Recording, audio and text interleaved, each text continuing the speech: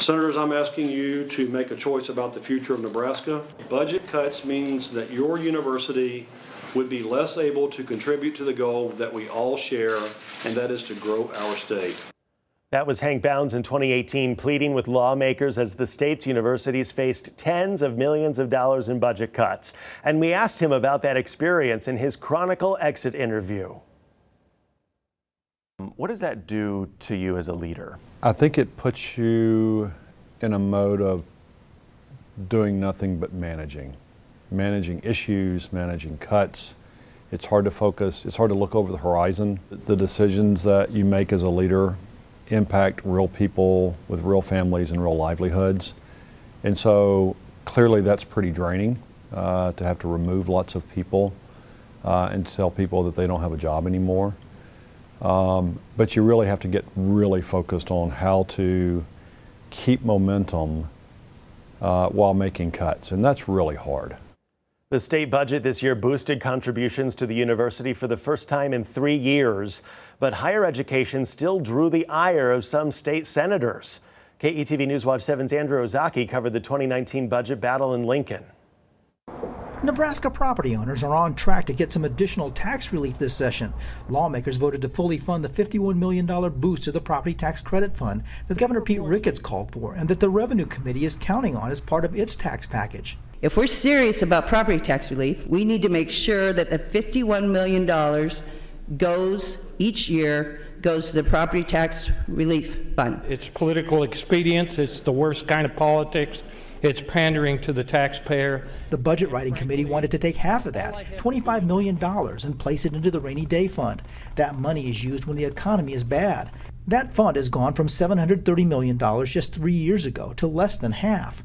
This is our version of a savings account, and we're going to need it. But other senators say property tax owners, especially ag producers, need help now, and that the money could come from spending cuts to places such as the University of Nebraska. If you really care about the cash reserve and property taxes, tell the university to take a hike.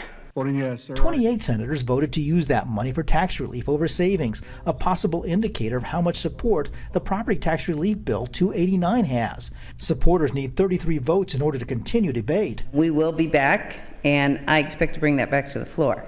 Or this could be the extent of property tax relief this session. I don't even see the need for 289 now. You got what you wanted. In Lincoln, Andrew Ozaki, KETV News Watch 7. So Hank Bounds pushed for tens of millions of dollars in new scholarship money for students pursuing education that would land them high-demand, high-skill careers. While some in the unicameral embraced the bold investment, the state ultimately funded just a fraction of the amount the University of President said Nebraska needed. Can I ask you about your relationship with the governor and lawmakers? Sure. How has that been in your role as president? You know, I think anytime that there is fiscal stress, it creates stress in lots of ways. It creates stress within the university because not everybody agrees with every decision that we made. You know, there are some that would say you shouldn't have cut this, you should have cut that. And so we make those same kind of arguments to the governor and to members of the legislature. And so anytime you're cutting, it creates stress. But at the end of the day, I think the legislature as a body and the governor want the best for the state. That's my hope, that we all want the same, end. But we often disagree on how to get there. Are you confident that the legislature and the governor understand the economic importance of the university system?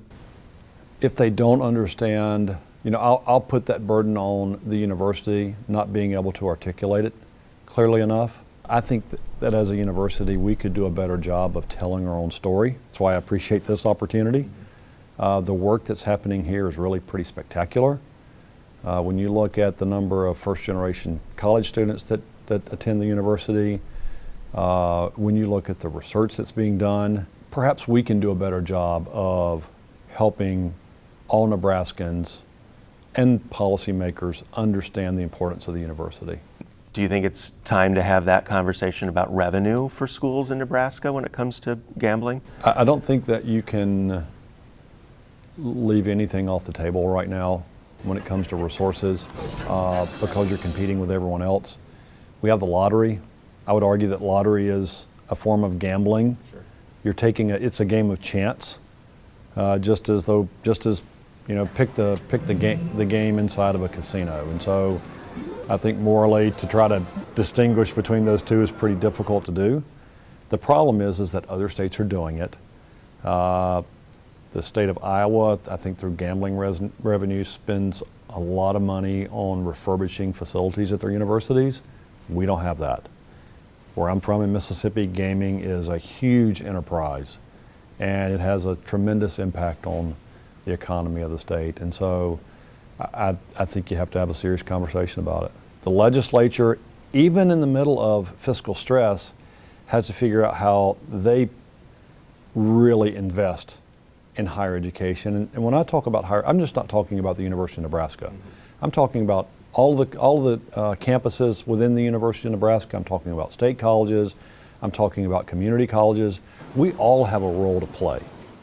Hank Bounds says fiscal challenges for the state and its schools is not a unique problem to Nebraska. It's happening everywhere.